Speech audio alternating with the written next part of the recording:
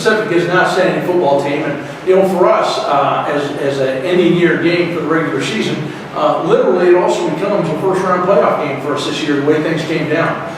Several years ago when we scheduled this game, part of what we wanted to do was to get extremely strong out-of-conference teams. The interregional competition, it counts actually very heavily as far as for the playoff situations. And so we wanted to play some of the best teams that we possibly could. They're obviously a very good football team. I think they're ranked 13th in the latest poll. They've done a great job this year. So for our guys, I think it's going to be an exciting game. And I think for the people who want to come out, they're going to literally see a first-round playoff game atmosphere this weekend. I think what we've had is we've had guys very well focused really the last several weeks of understanding the importance of every game.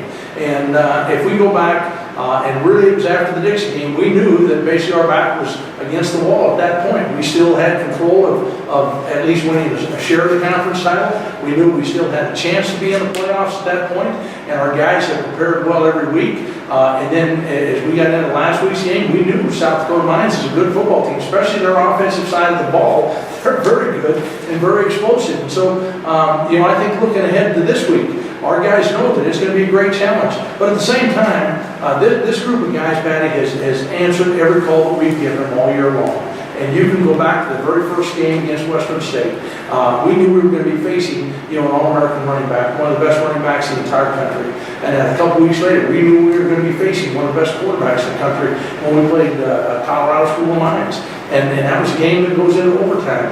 And then obviously a couple weeks later with CSU Pueblo, the defending national champion, a team that basically had won the conference 4 or 5 years in a row. And so it was a standpoint that these guys have answered the call every single week, and they understand what it takes as far as work, as far as effort. And I think we will be ready to play this week, and we know it's going to be an extremely difficult challenge, but it's also one that I believe our guys are ready for. Mostly just not being done, just to continue playing until we can't play anymore, hopefully until that championship game. So that's all we really talk about.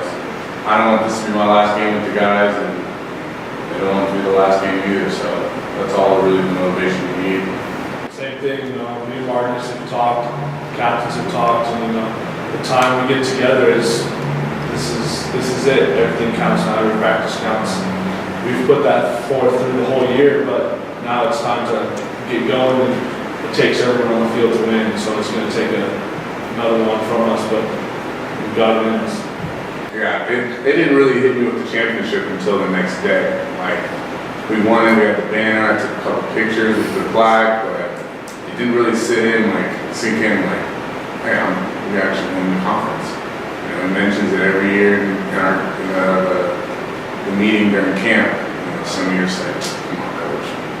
But it's like, hey, we did it. We went out there and we got it done. Got to believe in the process. Just going off that, the first year we were here, the first paper we ever got had a ring on it, and it was to win the RMAC. And the fact that we got to do that in our last year playing is an honor, and just to be on the field with our brothers and everyone, that was a blessing to me. Just to play another year was an honor. I'm going to go back to when these guys came in.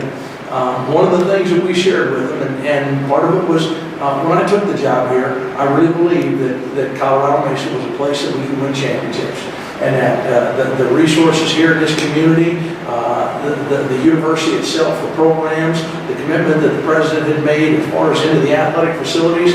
And when these guys came in, it's like Marcus said, they weren't coming into a program that had recent success. They came into the vision of knowing that they had a chance to help build that. And I'm telling you, I'm so dang proud of these guys because of what they have done. And last year we had the opportunity to compete for that championship on the field. All right, Pueblo beat us last year on the field, and then lo and behold, because of the way things worked out, we got awarded that title. That was still. It was nice, but it wasn't the way we wanted things to be done. And this year, I think it helps put a little bit of a finishing touch on that. But at the same time, just like they were both saying, we're not ready to be done. This football team has a lot of football left in it, and I think these guys have really helped our young guys know and believe that, it's there, and we just got to go get it. And so the entire group of those guys that came in that first year, I think there's 70 guys our original guys that were in that very first recruiting class. And, the commitment of those guys every single day has been absolutely phenomenal. And even like last year, when these guys were both injured, they were still there. They were helping coach their teammates. They were helping the mental aspect. They were doing the things that champions do. And so I'm just around these guys, and I know that our football team will be ready to play come Saturday.